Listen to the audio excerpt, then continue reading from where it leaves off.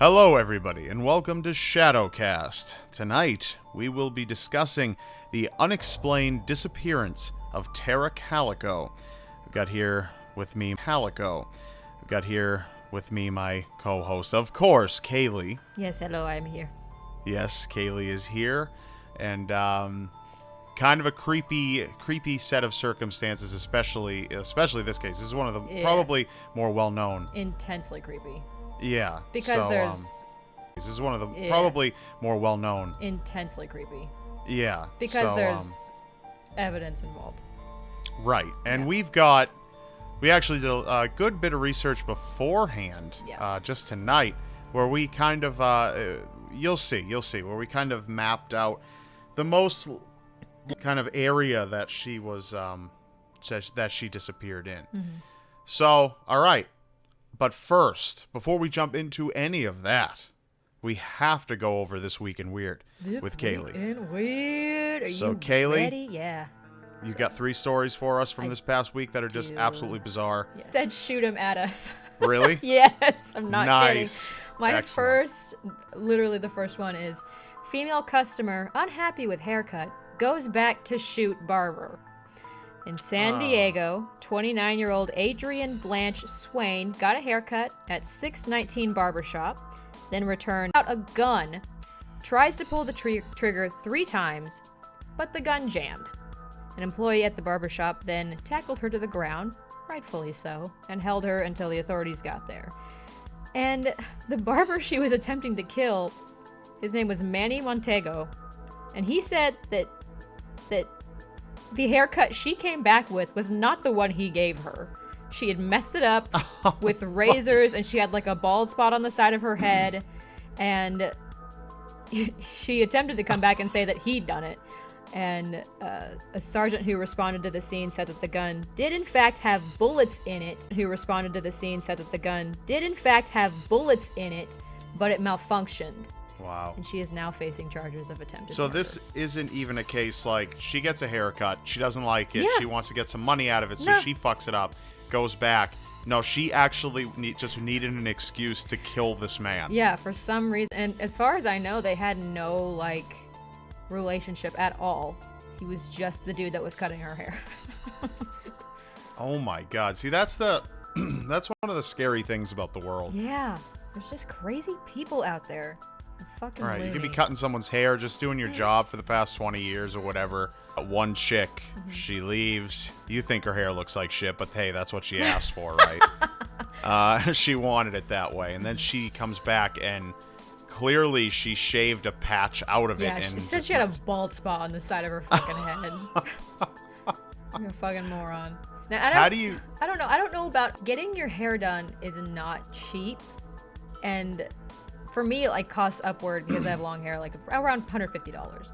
But the article said, it depends on the type of style and look you're going for. You can probably get a really nice color plus a tip for around $50. Okay. This woman tipped $20. She tipped $20. Yes. She tipped 100%. Yes. For a haircut that enraged her so much, she needed to go obtain a loaded firearm and then attempt to take that man's life. Yeah. But she tipped him higher than most anyone's life. Yeah. But she tipped him higher than most anyone else would have. I thought that was so weird. What about, there's just no explaining it. I just don't feel like she's all there. as I said, I would understand if she was trying to get some extra money or some shit. And she's like, look what you did. Trying to get some extra money or some shit. And she's like, look what you did to my hair. And he's just like, I didn't do that to your hair. And then she's like, I'll see your ass in court. And I get it. But coming in with a gun. Yeah. Right. But that was not it. She didn't want her $20 tip back, her 100% tip back. No, she wanted to fill that guy with... But the gun jammed. I wonder what kind of gun it was. It was... I didn't say, actually. That's a shame. So. Must have been some sort of handgun, but... I'd assume. Maybe she went in there maybe with just 12 carry on a gauge. shotgun with her. Who knows? Yeah, just... just pulls it out of her trench coat. Oh my god. It's the Matrix. Fantastic. What a good way to start this. All right. Well, is there anything else to that one? Are you ready for the... That's it. I'm ready for the next one. All right. Hit us with the next one. All right. This one's a little more tame, but I think just as equally stupid. Man changes his name, his legal name, to Bacon Double Cheeseburger. That's his entire 33-year-old. Yes. Sorry. No, you're fine. He's a 33-year-old guy whose name was Simon Smith. He is, now I get it. Now really, I get now why. you get it. He is a self-proclaimed meat lover. Legally changed his name to Bacon Double Cheeseburger last year. He says he has no regrets. Because a name is the least important part of your personality. It's given to you by someone else. A name has nothing to do with your personality. I know. Anyone with a brain knows that. So he's a self-proclaimed meat lover. Yes. Okay, so essentially he enjoys eating meat. Yes. Okay, so essentially he enjoys eating meat. Just like a lot of other people on this planet. Right. Yeah. So but even I didn't less fucking change my name to Bacon Double Cheeseburger. now here's the question. Yeah. First name Bacon, middle name Double, last name Cheeseburger. Double Cheeseburger. Because is it hyphenated or no, it's just Double Cheeseburger, 2 words. But okay. His fiance is refusing to be Mrs. Double Cheeseburger. Now, why? That's so bizarre to me. I think that's the strangest part of this whole story. Yeah, I don't know. So there's some trouble in. This is like something that happened to a lot of, not like the Bacon Double Cheeseburger thing, but a lot of people. There was some kind of poll last year in the UK where people could change their legal name, and about 85,000 people participated in it. Really? Yeah. And some of them were like changing their name to like their favorite. They call it football over there, but they didn't like them. I think it had somewhat to do with the transgender community wanting to change their names. Okay, But that makes sense. 85,000 people participated. Wow. Yeah. No kidding. Would you But change your Bacon name? Double Cheeseburger. Yeah. What I've debated it in the past because obviously my last name Well, is. that's not even what I was talking about. I just meant in general. No, I know, but I mean it has been something I've thought of. Yeah. I've given a lot of thought, and then until I just got over it and kind of Yeah. embraced the fact that my last name does offend some people, and it's also funny in that way. But yeah. Like your actual face. What? What? What was that? Nothing. I didn't say anything. Like your actual face. What? What? What was that? Nothing. I didn't say anything. We're gonna do this here. Yeah, We're gonna okay. we're gonna do this here. Get ready for it. For anyone out there who doesn't know, Cayliegh and I pretty much off of the podcast. This is really the only time that we get along. Yeah. Off of the podcast, it's just a flurry of insults, and it's nothing ever good to say Yeah. ever. I hate you, actually. Yeah, no, I know this sucks, but hey, we do it for you guys. All right, Bacon Double Cheeseburger. Yeah. Have you ever thought of changing your name?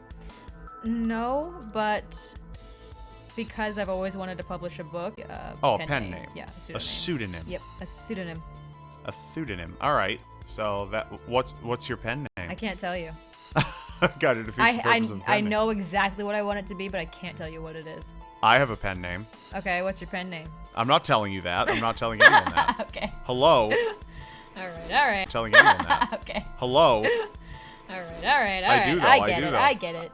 Because I've wanted to do that same thing, and I'm planning on that right now. Actually, Yeah. coming this spring. Actually, I have a book coming out. It's gonna be fucking awesome. No, I'm just kidding. I don't actually have a book coming out this spring. So, but thanks for your overwhelming. It's gonna be fucking awesome. No, I'm just kidding. I don't actually have a book coming out this spring. So, but thanks for your overwhelming support. Oh yeah, it's gonna be so great. All right. So, Bacon Double Cheeseburger, great. Okay. Mr. Double Cheeseburger. Mr. Double Cheeseburger. Oh my God. It's the smallest part of you. Like, why not change it to something other than double cheeseburger? Why that?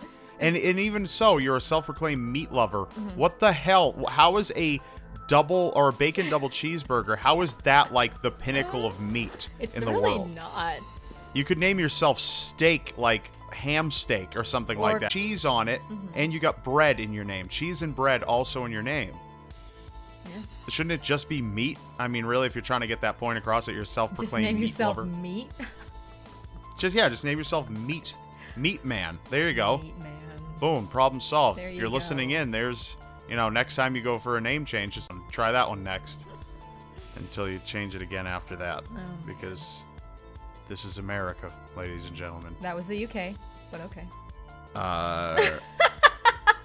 Same thing. Oh, it's just the UK happened first, and oh my god. No, it didn't. We all happened at the same time, and it's been a wonderful experience. So on to the next story. Go ahead.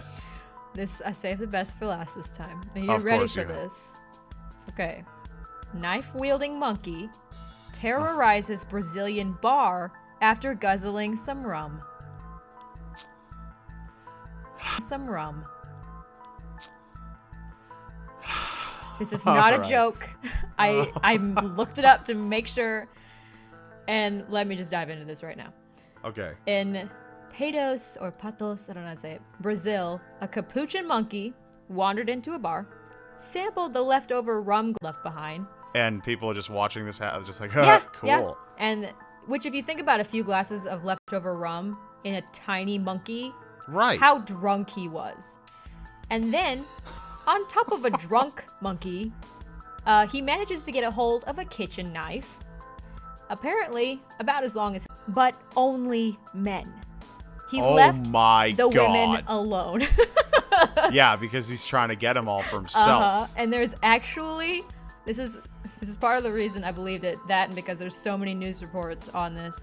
There's a video, if you look up knife-wielding monkey terrorizes Brazilian bar, you'll find it. Monkey terrorizes Brazilian bar, you'll find it. Of this monkey, when he got out of the bar, he's sitting on the roof, drunk, stabbing the roof shingles with this knife. Oh my god. It was the best video I've ever seen. Oh, God. Wow. That's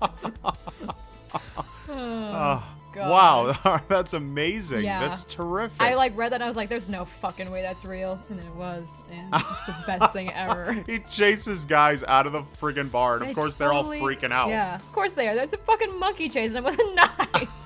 And I hate monkeys. We were just talking about it, okay? Yes, Cayliegh does not like monkeys. monkeys. I'm not a huge fan of monkeys. Like, I would never hurt a monkey. Yeah, but I wouldn't hurt a monkey. I don't think you can trust a fucking monkey. I'm not gonna go be friends with it, you know? Yeah, I don't think you can trust monkeys. I think they are very shady. They're looking at you with those beady ass eyes, and they kind of asshole-ish. They've got kind of an asshole face. Like if you tried explaining your problems to a monkey, he looks like he does not give a shit ever. And then they smile at you, but the smile's always way too overdone, and it looks sarcastic as shit. And then they slap themselves on the head and they make a fart noise at you, and that just puts you over the edge. And Rob just described himself. Yeah, that is what I do. Actually, I have done that. Have you? A number of times. That's like, I think I call them monkey insults because I think they are so offensive. Where if someone's trying to vent something really important to you, and you just pick up your hand and you just slap it down on the top of your head and then make it at them, how pissed would you be? God, that's something you would totally do. Right, but I mean, I would be infuriated if I'm trying to explain something serious to someone and they did that shit to me like a monkey. So, I don't trust monkeys. Yeah. I just don't. I don't trust monkeys, especially this monkey. He was captured and released into the wild. Duncan, I mean, with a hangover, I did think they waited until he had recovered. Until he had cooled down a bit. And I'm pretty sure they took the knife from him too, just in case you were wondering, Rob. They must have called in some kind of task force to disarm him. Yeah, they must have. Fucking tiny-ass monkey with a big-ass knife. I mean, that's our story up here in America, and it's some big-ass deal, and people are, it's a tragedy. But down there, you could also have that, but you're more likely to have a monkey run in and start fucking everything up. That's great. Yeah, it's fucking awesome. Not gonna lie, that's fantastic. You should look up that video after this. I do. I recommend everyone listening look up that video because I'm excited. It's great. That's. I'm gonna think about that for a long time. You're welcome. You're the best. Well, I know. All right, great. Is that it? That's it. That's it for this week in Weird. Yay. We hope you guys enjoyed that little segment. More weird. More weird stuff. And it hasn't happened yet, but next week we'll have 3 just, still really bizarre stories, but they just haven't happened yet. There's always something really strange and bizarre just waiting to happen. Hell yeah. And it's coming. Always something really strange and bizarre just waiting to happen. Hell yeah. and it's coming. It really is. And yeah, it's bad. So, all right, on to the more serious stuff here. Yes. The darker, much freakier kind of side of things. The Calico disappearance. Ease us into this a little bit, Cayliegh. Give us a little background on this. Would you mind? Okay, well, Calico was a 19-year-old student at the University of New Mexico, Valencia. She was studying to be a psychologist. She had a job at a local bank. Kind of normal sounding life there. Pronounce it's Belen. That's my best guess, or Belen, just Belen. Yeah. I don't know. Okay, so Tara on what day was it? It was a Tuesday. It was a Tuesday. September 20th, 1988. She takes apparently what is her normal bike route. Which is a 34 mile bike ride from her home, and disappears on this bike, and no one sees her get abducted, and it kind of led to this shitstorm of stuff, and it's connected to something. It's kind of just all over the place. Right, so she is an avid cyclist. Like, yes. 34 miles is no joke. No, 34 miles is that you're committed. Yeah. You are committed to what you're doing at that point. And that was her normal route. Right. That's her routine. I'm not talking. I don't think she even necessarily really has to try to pull that off. That is just like maintenance, general maintenance to keep myself, going here. Yeah. So that was what she would do regularly. Now, she left the morning of September 20th, Tuesday, September 20th, 1988, from her house in Belen, New Mexico. Yes. You said around 9 a.m.? Around 9 a.m., 9:30, around that time. Now, she told her mother, whose name is Patricia Dole, Patty, also known as Patty. So Patty Dole, remember that name. They do not share the same last name. She told her mom to come and get her that name. They do not share the same last name.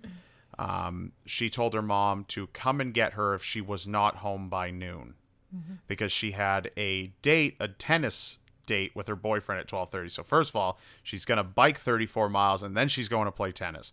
So, and I think that's something important to note in possible kidnapping cases, because she's fit. She's athletic. She's very athletic.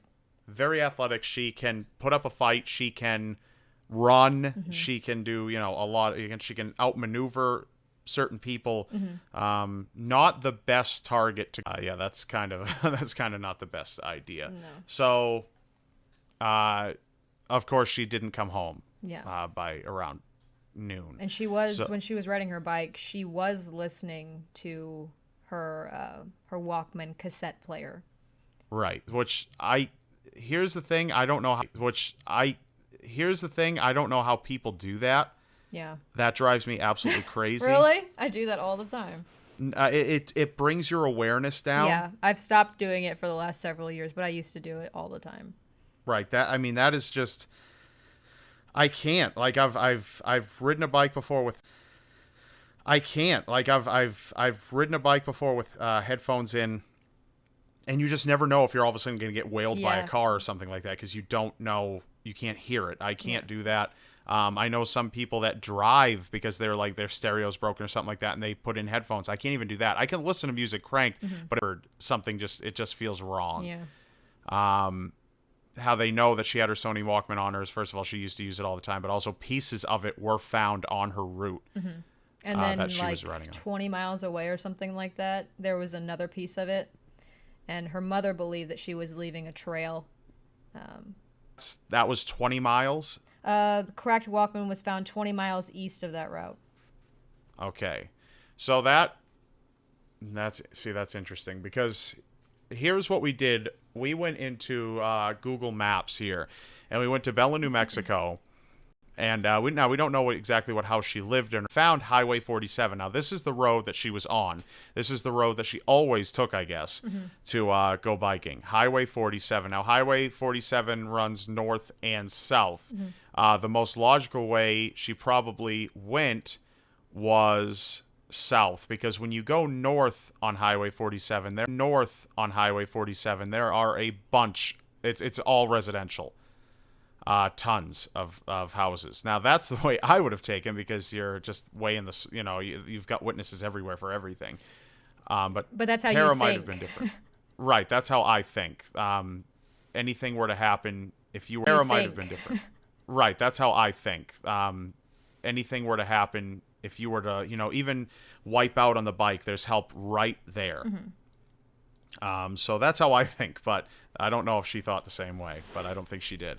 But if you go south on Highway 47 from Bella, New Mexico, now I know some listeners are probably going to be like, hey, I know exactly what he's talking about. It's also known as Rio Communities Boulevard, okay? So she goes down this road, and it starts off residential, but it quickly turns into nothing. It is your typical, like, Midwest kind of just flat emptiness. There's no businesses or anything. It's very scarce that you're going to find something along the way every now and then, but I'm talking miles in between each. And you were looking at Google Maps now, right? Correct. So it's possible back then. Right. It's very possible that the business wasn't there. I believe the highway itself was probably still intact, that's what I meant. Right. But you mean businesses, right? Exactly. So that's a good point to make. Also, that doesn't mean the businesses were always there. Land usually develops. They don't underdevelop or de-develop. But here's an interesting thing. Her bike ride is said to be 34 miles, right? So I take this route going south on Highway 47. You go all the way down, and you go down 17 miles, and you hit an intersection. Well, it's not an intersection, but it's a train tracks. Now, that would be the point that she would reach and turn around and go back to her house to hit 34 miles, because it's 17 miles each way. So it's just funny how I mapped out 17 miles exactly, because she has to go there and back, or at least how did she know it was like 34 miles? Well, a lot of bikers will map out landmarks to hit, right, and that's their halfway point. Right. So 17 miles is half of 34. You do the math. And I don't see anything that really loops back. Yeah. So she probably would have just turned around and gone back the same way. Right. Turned around and gone back the same way. Right. So you've got that. There are roads kind of connecting off the highway, but a lot of them appear to be dirt roads. So that's not really the greatest thing to ride on. And again, might not have been there around that time. Right. And again, might not have been there. So 17 miles there. So 17 miles down to the train tracks, 17 miles back, there's your 34-minute bike ride. And it makes sense that she would have turned around at some kind of landmark, the landmark being the train track bridge. Yeah. So something, we believe, has happened on this specific stretch. If you want to listen in, if you're able to go onto Google Maps, put in Bella, New Mexico, put in Highway 47, and you'll see it light up. And that's Belen, New Mexico? Yes, okay. And you'll see it's Rio Communities Boulevard, and you'll see it. And this is the stretch of road. Now, this is anybody could have taken her, and if you look right now, now it was a Tuesday, 9:30 in the morning around that, so necessarily people are probably at work. I think people probably had better, a lot more likely to be working then. Maybe. And you I don't said know. It wasn't a major thoroughfare either, so it's not like there's a lot of cars going up. I see, and even more so back in 1988. Right, I see a very. So actually, you know what? I'm seeing because of the snapshots that were taken, I'm seeing the same car in numerous different areas. so it's got even fewer. Yeah. Right, so it's got even fewer. Yeah. Right, so it's got even fewer, which is... So yeah, not many cars. Yeah. Anything could have happened on this road. It would have made more sense. To have her get kidnapped on the North Way would have been a lot more difficult. You would have had witnesses, but there were no witnesses. Yeah. Now, here's the more interesting thing, where you said that a piece of her Walkman... Here's the more interesting thing, where you said that a piece of her Walkman, correct, was found 20 miles away. That is 3 miles past any which way she would have went. Interesting. So she would not have She wouldn't have exceeded. traveled that direction. Right, because that would have put her at bike ride was 40 miles. And here's the thing. She wanted to be... Maybe, you're thinking, well, maybe she decided to go a little further that day. She said to her mother, if I am not home by noon, come and get me because my tire might have blown out. But she had a tennis match with some say it was her boyfriend, some say it was like an actual match at 12:30. This is not the day she's going to extend her bike ride at all. And I think it's also important to note that they found her cassette player and the cassette that was inside of it, but they did not find her bike. Right, her bike was gone. Yeah, she had a pink Huffy bike, and it was actually her mother's because her bike had a flat there and the cassette that was inside of it, but they did not find her bike. Right, her bike was gone. Yeah, she had a pink Huffy bike, and it was actually her mother's because her bike had a flat that she took that day. So she took her mother's bike, and the bike and her have never been found. Right. Her have never been found. Right. It's just so... I mean, something happened. She was taken somewhere, either dead or alive. Yeah. I believe, personally, she was taken alive. I think she was, too. Her cassette player was broken, which could... Theory. What was that? Or a struggle. Right, exactly. But it could also signify a struggle that, it fell on the ground or whatever. But pieces of it being popping up in different areas, that's an indicator. She was being moved. Yeah. She was being moved and someone just thrown that out because hopefully they're not that stupid, but maybe they are. Well, also you've got to think that a lot of times now it might have been multiple people involved. I mean, one person hitting a girl on a bike. Yeah. That's going to be a bit more of a struggle to get her into this, get the bike into that, which is a theory. Yeah. There isn't much of a theory right now that there was one person that might have hit her. There is a theory that she was hit, but it was by multiple people. Yeah. In one vehicle. Yeah. So usually someone talks at some point, but at some time. Someone might come out and just can't live with it anymore. Someone might come out and just can't live with it anymore. Not always, but they usually, someone might come forward with some information. Maybe she wasn't even hit. Maybe it was just some creepos driving down the road and said, hey, that one. Right. As unlikely as that sounds, weirder things have happened. Right. But in terms of sex trafficking, we could always assume that sex trafficking is an issue and always has been. But those types of people involved and sell or kill or whatever, those people don't typically admit to what they've done. Yeah. If it was an accident, two guys in a truck, they accidentally hit her, someone's probably going to eventually break and come forward and say something. That makes sense.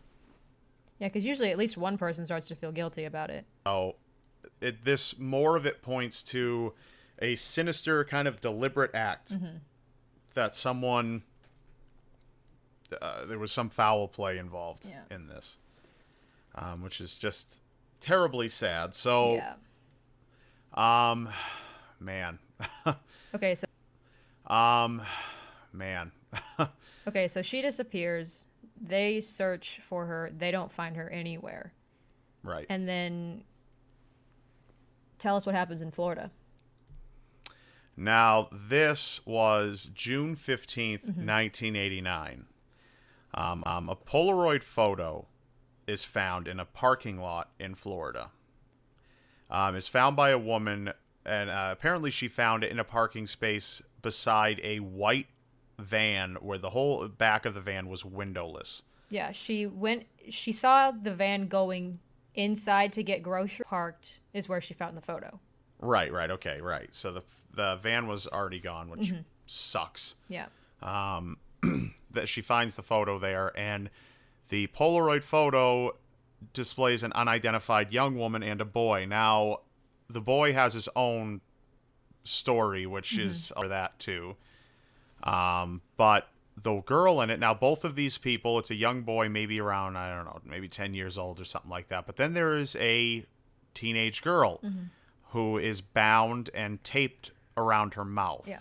And it looks like they're in the back of a vehicle. And there's a bunch of like Yeah, and the girl in the photo, has a book next to her by V.C. Andrews, and what's the name of that book? I forget. I'm trying to think of the exact name of the book. My Sweet Audrina. There you go. Right. It was by V.C. Andrews, and apparently, according to Patty Dole, this was Tara's favorite book by her favorite author. Correct? Right. Okay. Now, if you look at this photo, now again, if you're not driving, if you're able to do so, right? Do not drive and do this. Able to do so. Right, do not drive and do this. But if you're able to look for Tara Calico, you will find this photo. The book almost looks like it was purposely put beside the girl. Now, I don't think it was public knowledge that... I don't think this was daughter loves this book. These are some things about her to not help when find she her. disappeared, because it had nothing to do with it at the time. Right, exactly. So now if she did do that, I would be more skeptical to maybe it's a hoax. Someone's just trying to fuck around, and they put that book in there saying, oh, they're really going to think it's Tara now because her mother went out and, said all this stuff about her. Families do go on interviews on the news, and they plead to their kidnappers and say, listen, her favorite this is the, they try to make them human in the eyes of their kidnapper or their killer. But it looks almost like the book was set there, almost like... Now, if this is Tara in this photo, it hasn't been that it is. There's been different conclusions as to whether it is or is not her. Right. But it does look like it might be have been placed there purposely to almost give a hint because they know it might get back to somebody. I would say it was, just because of the way it's sitting there. Right. And that sounds weird, but it's sitting cover forward towards the camera. It's not like bookmarked or anything. You can clearly see the front cover of it, and you can clearly read the author. And if you look close enough, you can read the title of the book as well. Right. Exactly. I mean, it's right there. Yeah. So it's bizarre, but So who knows if this was I don't think it's a hoax picture in terms... It could be a fake picture, but I'm not saying it's in terms of Tara Calico. But her mother, Patty Dole, genuinely believed that was her daughter. Now, a lot of people out there are going to say, yeah, well, she would have probably believed anything. She went through a lot of photos given to her. She flew to Florida specifically to see these photos in person, I believe. Right. And she saw a lot of photos of possibilities of her daughter, and she rejected. She felt sure of that this was her daughter. Scotland Yard also analyzed it. They said it is Tara Calico in this photo. The Los Angeles Police Department analyzed it. They said it is not. And then the FBI analyzed it, and they said it's not conclusive. We can't tell. It could be, it could not be. So, found 1989, and this kind of changes the game. Yeah. For this whole entire investigation. It lights things up. This is not quite a year later, obviously, but it is into the next year. There's more. Now we have, obviously, Michael Henley, who's the little boy. He was believed to be the little... That's what they believe. There's a little boy next to her. Also, it appears he's taped and bound. Michael Henley, if you want to explain a little bit about Michael Henley. He was a 10-year-old boy. He vanished 5 months after Tara disappeared, both in New Mexico. He was in He was in the Zuni Mountains with his family going turkey hunting. He was turkey hunting. He was... Wow. I don't know why I said it like that. He was with his mother and father, so it's just the three of them. He apparently wandered away from the campsite and got lost, and then while they were searching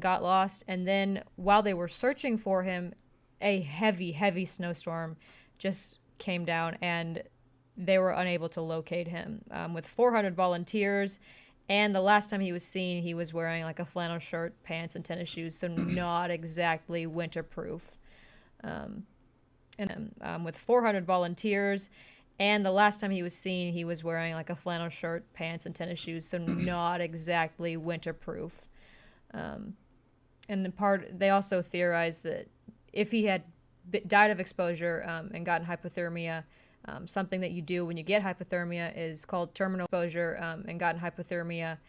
Something that you do when you get hypothermia is called terminal burrowing, and it's where you crawl into an enclosed space to conceal yourself. It's just something that happens when you get real fucking cold. And so they were thinking maybe that's why it was more difficult to find his body. But anyway, that was Michael Henley's mother and father. Michael and Marty were almost, I think they said, so positive that it was their son. Right. In the photo. Now, what's the little plot twist with that? Well, Michael's a rancher who was riding his horse near a fence about 6 or 7 miles away from the campsite where he'd originally disappeared. And he was found in June of 1990, I believe. So 2 years after his disappearance. And they concluded that he died of exposure. But I'm also thinking he was found out in the middle of by a fence. He wasn't hidden anywhere. He wasn't terminally burrowing himself, or whatever you want to call it. Right. And I mean, it is possible that it is possible still that he's the kid in the photo, because it was found after he disappeared. His remains were found later, and it's possible he was just dumped back wherever he was picked up, you know? Right. So, we don't know, obviously. We don't know, obviously, and we'll never know what happened to Michael, probably. So, I mean, in terms of how he died exactly, probably exposure, though. I'm going to say exposure. I'm not personally. as convinced at all that is Michael in that photo. Yeah. I really think he did possibly die of exposure. I mean, sometimes the simplest explanation is the right one, you know? Right, exactly. One thing to note, on Tara's ride, which has been said, I don't know how well it's been confirmed. I mean, it has been a number of years after this has obviously occurred, but there was a truck. Tara, some people have phrased it as following Tara. Believed it to be a 1953 Ford. Yes. With a camper shell on the back. It was a light-colored, 1953 Ford. Right. So, no idea if it's connected, but no. If you were on the road and saw her, as a logical person, as a rational person, if I was riding in my truck and I saw a girl, you know, a pretty girl going down the side of the road on her bike, whatever. I mean, you know, it is what it is. You're going to, you know, look at her. And all of a sudden unless you completely avoid the news, but it's this huge high profile thing where this girl goes missing on her bike ride on the road that you drive on. And you saw her, don't you think you would say something? Because the upsetting thing is the truck has never been located. And neither has the van that... The truck has never been located. And neither has the van that was in that parking spot where the Polaroid was left. Right. They actually set up a perimeter in Florida around the area and were unable to catch this van that was there. Also, while you were saying that, I was thinking... And you actually looked at the map. I did not. So on that road... Is there only one? It's only one road. It's not like there's an eastbound or a southbound lane and a northbound lane. There is only one road. You can go. I mean, it's a two-way road. Yeah, it's a two-way road, but there's just one road. Right. Oh, correct. Okay, yes. That's what I was saying. Right. So, if she turns around and she's taken on her way back... She is right. Unless they came from behind her. I'm just trying to imagine the scenario where she was being followed by this truck, if it's actually a thing that happened, because I don't think that's confirmed detail. Right. Just the whole thing is very strange. It is very strange. It really is. Kind of way that we could determine whether it was on the way there or on the way back. That would have helped. We know it was during the ride. Yeah. But that's also how long is that? Like a 2 to 2.5 hour span of time? Right. Yeah. So, I mean, there's a lot of time for some. I mean, there's a lot of time for something to happen. Yeah. Yeah, that's such an unfortunate situation. So that photo was found. Her, now probably one of the saddest things about this, aside from her disappearance, is that her parents have passed away without ever knowing. And her mother was looking for her till the day. Her parents have passed away without ever knowing. And her mother was looking for her till the day she died. Right. She believed with everything in her that was her in the photo. Whenever she talked about it, she would talk about it as if it was a certainty that it was her in the photo. There was no guessing for her. Right. Now, her mother wasn't like she didn't seem like a crazy, believing, like, that's her again. That's her. Yeah, oh my God, it's another picture of her. She wasn't seeing her everywhere. Right. She just saw her in that photo. Yeah. And that's the sad thing, that she dies never knowing. Yeah. And then all of a sudden now, let's introduce Rene Rivera, the sheriff of Valencia County. Okay. Okay. This guy. Let's introduce him. Now, I don't know if he's a good guy or a bad guy, honestly. From what I looked at, the people of Valencia County don't really seem to care for this gentleman. Right. Well, one of the reasons probably is, okay, so 20 years later, she's disappeared 20 years later now. We're talking, 2008. This sheriff of Valencia County comes forward, and he claims that he knew exactly what happened to Tara Calico. And according to him, there were a few guys that knew her and drove up behind her in a truck and might have been trying to scare her or just pull a prank on her or whatever, but something happened, an incident occurred where Tara was struck with the vehicle and she died as a result. And the guys that were responsible, did their best to hide everything, took the body, and covered everything up. So, and here's the thing that would piss you off even more, because if you're going to make claims like this, you need to be able to back that shit up. Yeah. You need to be able to back that shit up, and if at least pursue the shit. So he stated that he knew the names of everyone involved that struck her with that vehicle. But he said without a body, he couldn't make anything, and didn't make any arrests. Nothing. Tara's family has believed that the sheriff shouldn't have opened his fucking mouth. Yeah. If he wasn't planning on, doing anything about it, because there is enough evidence. If you know doing anything about it, because there is enough evidence. If you know who did it, that's how the hell do you know? Yeah. How the hell do you know unless someone came forward and confessed or a witness came forward? That's enough to get the ball rolling. Yeah, I don't know much about how police work, like how all that works, but I feel like if you know who is involved, you could at least fucking talk to them. That works, but I feel like if you know who is involved, you could at least fucking talk to them and try and figure out where they might have buried her. If that's truly what happened to her, Mr. Sheriff, like, why not pursue that? Why would you ever just drop that? Right, you can bring the person in for questioning. Yeah. You can person in for questioning. Yeah. You can bring a person in for fucking questioning. They can have a lawyer present, and you always should. Absolutely. Pro tip. You should always have a lawyer present. Have a fucking lawyer with you, people. Anytime any officer ever tries to say, no, let's not get all messy with that. Let's just, you get a fucking lawyer. They will, trust me, they know how to fuck you every which way, and they will.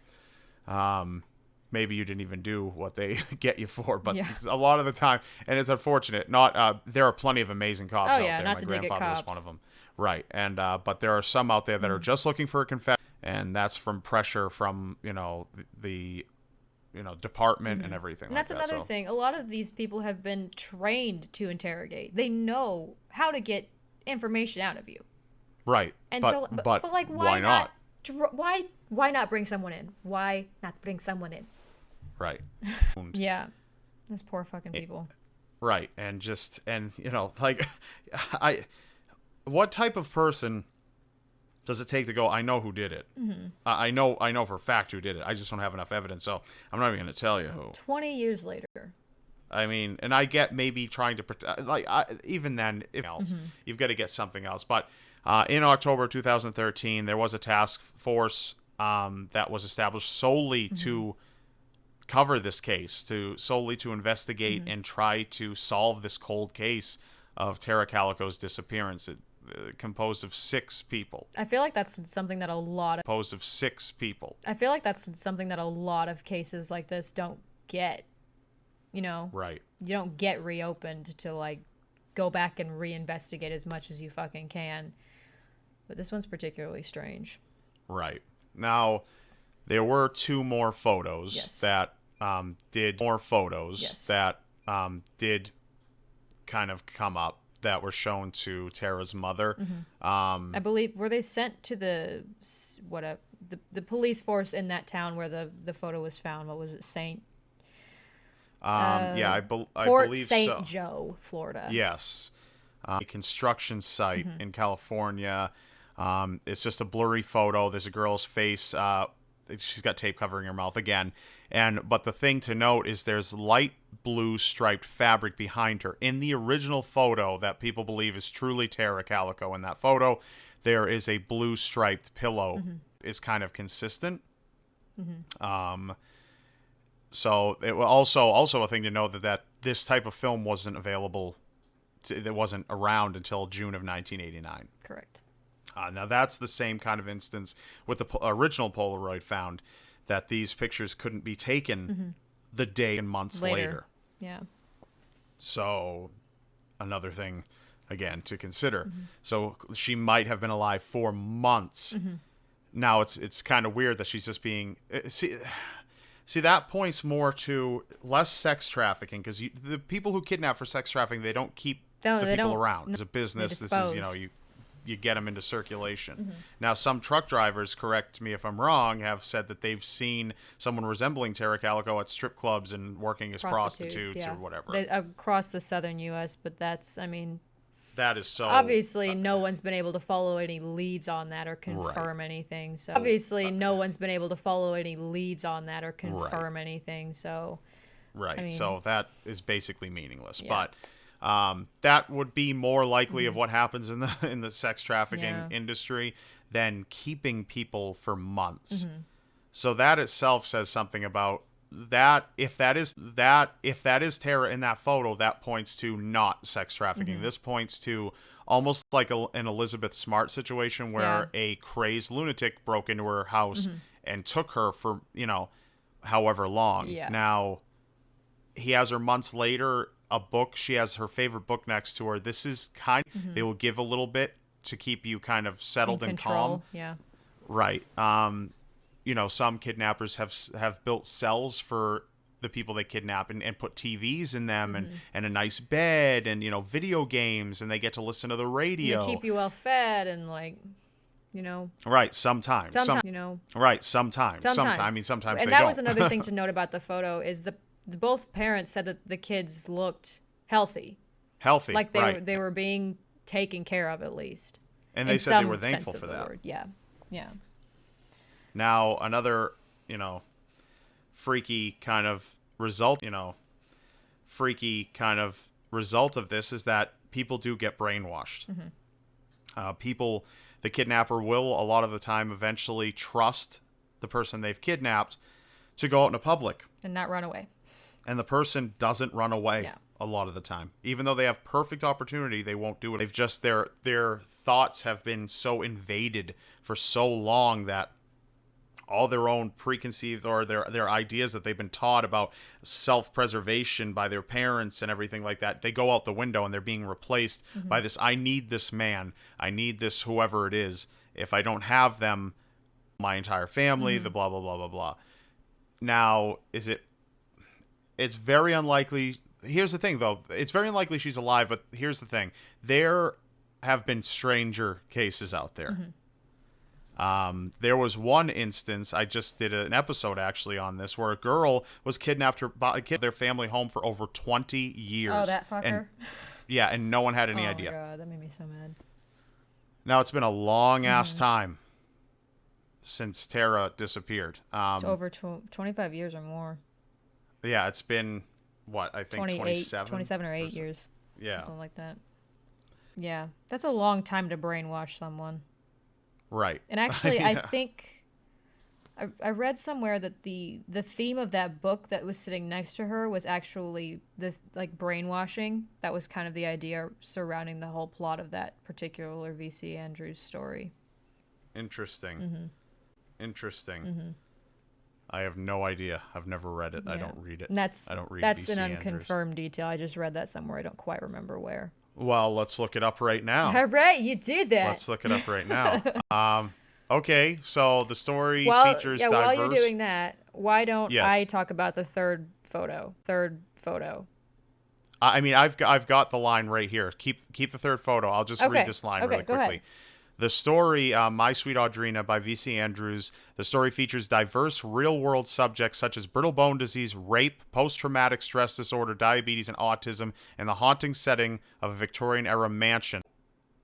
Yeah, okay, now you talk about if I see anything with abduction. So we already know that this book is some serious shit. Mm-hmm. So go ahead and talk about the third photo. Okay. Did you mention that the two other photos that were found that were possibly connected to this case were not released to the public? I don't believe I mentioned that. I'm not sure. So you can't find them, basically. Right. And the third photo, I don't recall where it was found, but it's of a woman sitting, or a girl rather, a younger woman sitting next to a man riding an Amtrak train. And she's got, She's got glasses on, and this is the photo that Tara Calico's mother said that she believed was a hoax. She did believe the second photo was possibly Tara, but the third photo, where is it? She was loosely bound in gauze, eyes covered with more gauze, large black-framed glasses, next to a male passenger on an Amtrak train. And the film for this one also was not available until February 1990. Right. So again, afterwards. Right. Afterwards. Again, you're setting, if it is her, you're setting points in time where, okay, she had to be alive throughout these months because there's no way she was killed before then, because this picture couldn't have been taken until this date. Correct. So they set up a timeline with these photos. Now, no one knows this is a hoax or not. No one knows for sure. Possible. Totally possible. But no one knows for sure. But the police are taking it very seriously. Yeah, I can't, in terms of the book, there's so much to the synopsis that it is full of a lot of graphic material, but I can't, any kind of, self-hypnosis I'm seeing. Okay. So yeah, I mean, there's some mind manipulation kind of themes in this book. Yes, I'm gonna have some people in the comments here like, I read that book. You guys are idiots. We're gonna have people saying that anyway. You guys are idiots. Exactly. You guys are idiots. We're gonna have people saying that anyway. You guys are idiots. Exactly. You guys are idiots. You guys. Well, because it's also impossible to cover every aspect of a case in an hour-long podcast, or for us, 45 minutes, because we do the Week in Weird. Right. So, and that's an important little segment that we have to do. Yeah, of course. People have to. So, are there any people? Have to. So, are there any more details aside from what we've talked about? The only thing I can think of is when I first started researching this. R.J. Mitty of Breaking Bad, who plays Walter Jr., he was set to executive produce a documentary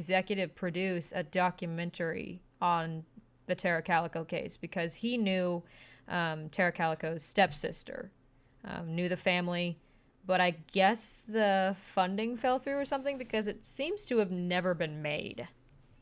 But that's sad. Yeah, it's very sad, but it's just that it's gotten so much attention, and that in the most normal way, it's reached this person who's been on American television.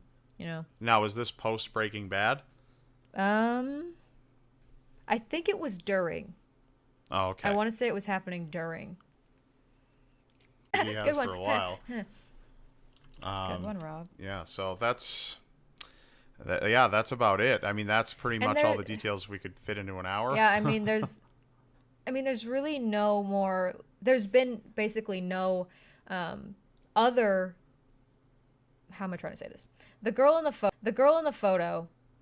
There's been no other missing persons that people are like, oh, that could be this girl or this girl or this girl. As far as I know, there's no other missing person that's been speculated to be the girl in the photo. Right. If that makes any sense. And that's true. That's exactly also, it. Also, as far as I know, no other little boy either. Right. So what makes the most sense here is this, in my mind, that there was a kidnapper. He, like an Elizabeth Smart kind of situation where he kidnapped a sex slave, and that's about it. I really think if that's her in the photos. Yeah.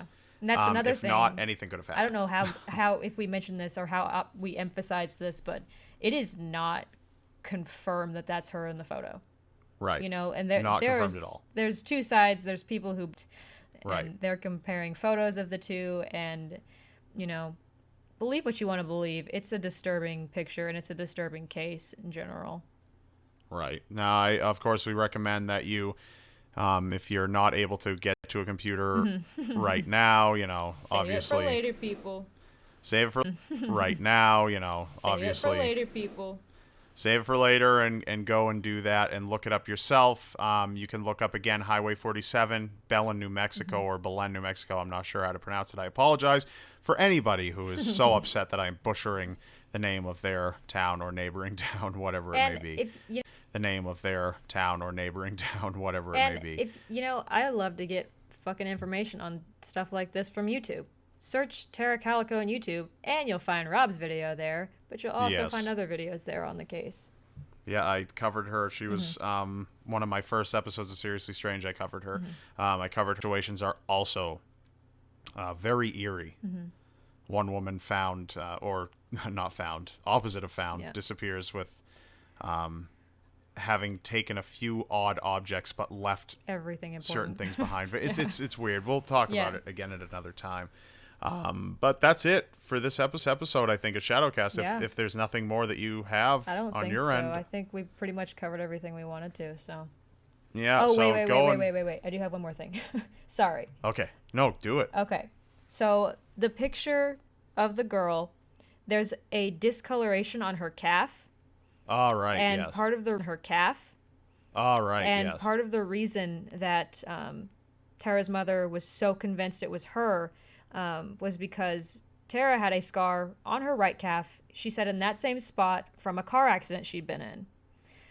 However, the film is also kind of older, and it's almost impossible to... There is a distinctive miscoloring on that part of her calf. So I did want to mention that before we... Right. So sad her mother's dead. I know, and she just spent the rest of her fucking life just looking for her kid, why would you do anything else? Right. You know? So, and I can't even imagine how much how pissed she must have been. But I want to protect them because, you know, we don't have enough evidence to... Bullshit, you don't. That makes me wonder You have something... You have enough to question them, and at least you have a suspect. That makes me wonder if he knew the suspects in some way and was trying to... If he wasn't just running his mouth, he may have just been trying to protect someone. Right. Someone who didn't deserve to be protected. Yep, that's that. I mean, it's happened before, right? So we will possibly never know as each day passes. It's colder and colder. Each day passes. It's colder and colder, even more so. Yeah. So never know. We might never know. Maybe fucking you never know. Maybe they'll find something. That task force will find something on her. Maybe she'll come. Maybe Tara herself will come. Yeah, maybe she's fucking alive. You know. Right, that's an option. That is a possibility. That's she's never been found, so... Right. I mean, her bike hasn't even been her bike's never been found either. That's fucking weird.